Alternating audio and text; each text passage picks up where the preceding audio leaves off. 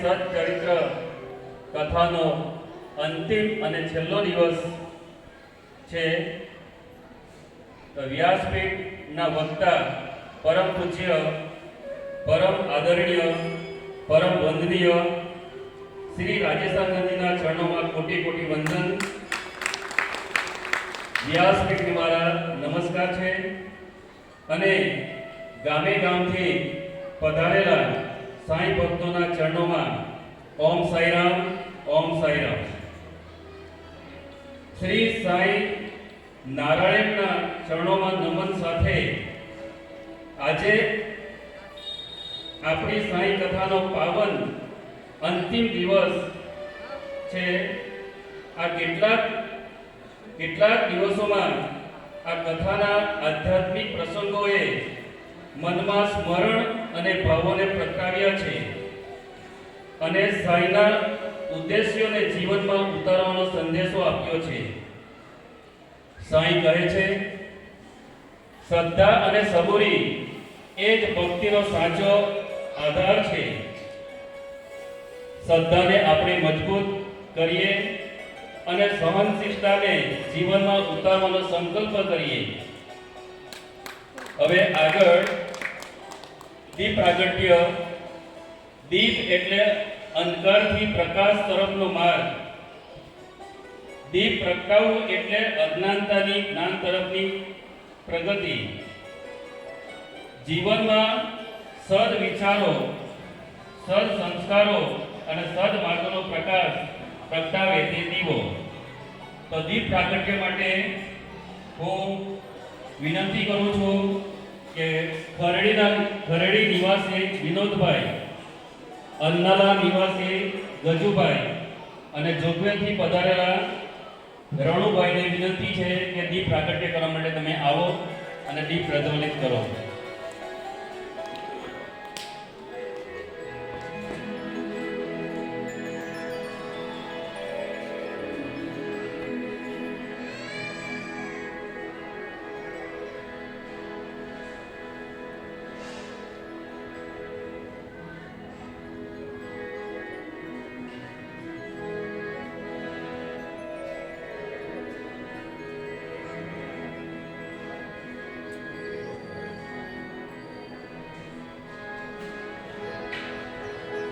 सोमं करोति कल्याणम्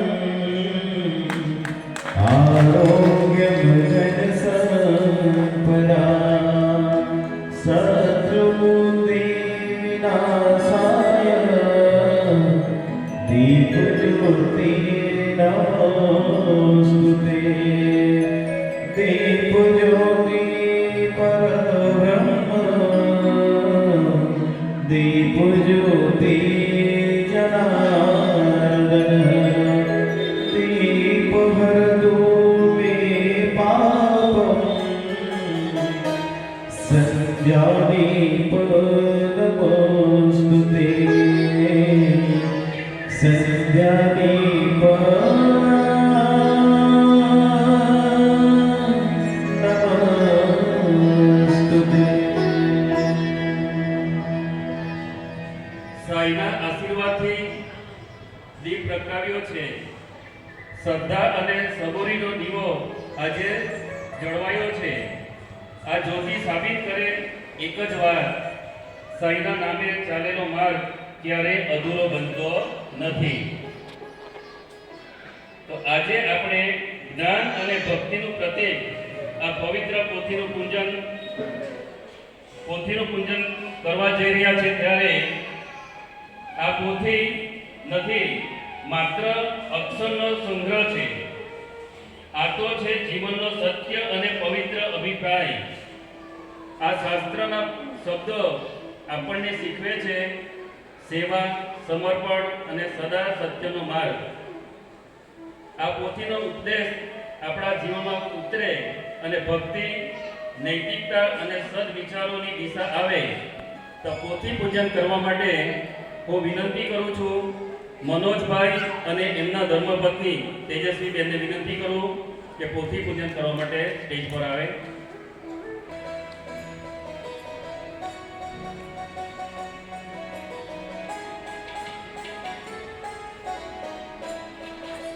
પોથી પૂજન થઈ રહ્યું છે. આપણે એ ભક્તોને આવકારીએ અને સ્વાગત કરીએ અને તાળીના ગડગડાટથી એમને અભિવાદન કરીએ.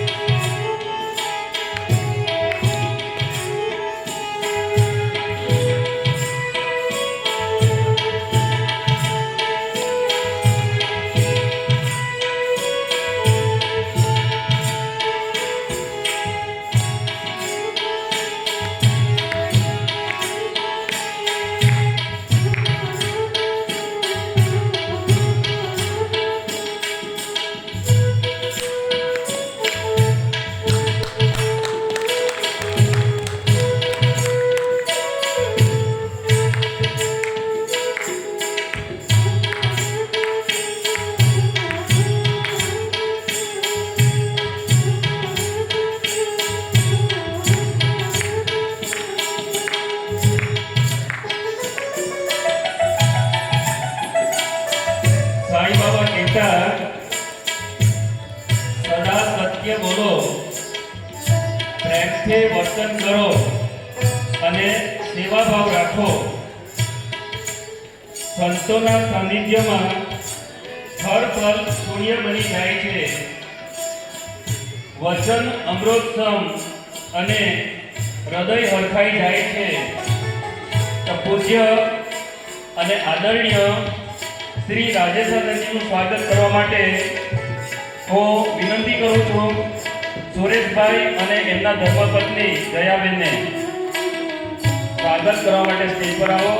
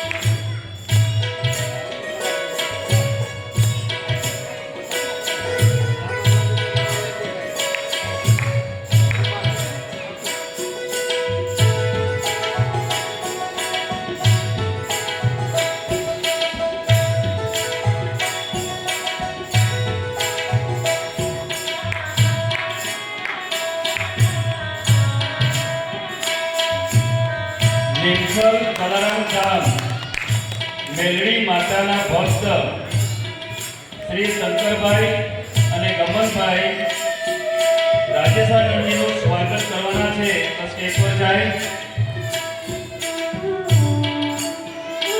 સાથે સાથે એ બંને ભક્તો સાંઈ શરણાનંદજીનું પણ સ્વાગત કરવાના છે. તો એ પણ સ્ટેજ પર જાય અને સ્વાગત વિધિ સંપન્ન કરે.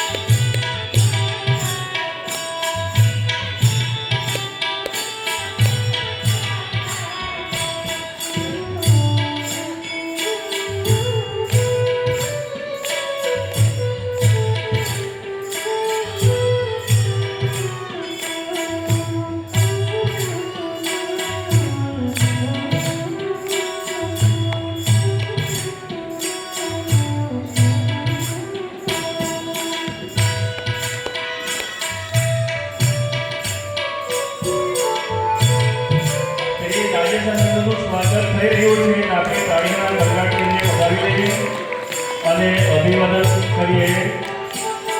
સાથે સાથે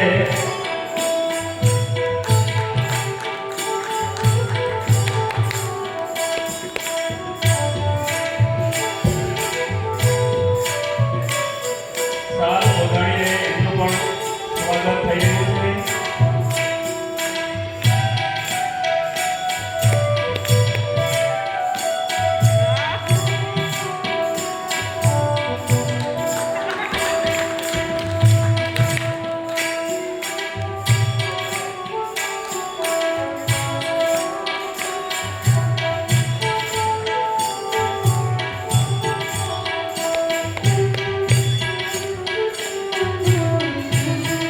સાઈરામના બંને મિત્રો શરણાનંદજીનું સ્વાગત કરી રહ્યા છે.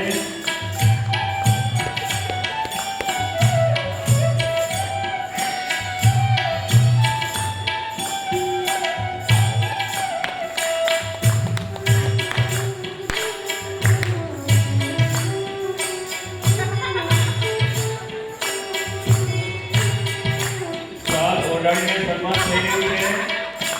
આપણા સ્વામી વક્તા શરણાનંદજી.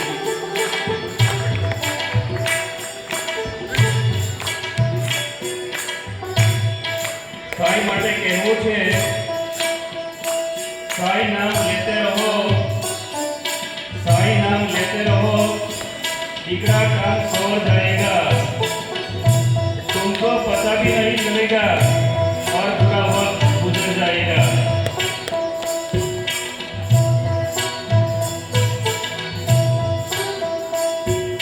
રાજેશાનંદજી માટે પણ કહેવું છે, દીવો બનીને આવ્યા છો અજવાળું કરવા, ભક્તિના રંગોમાં સૌને રંગવા.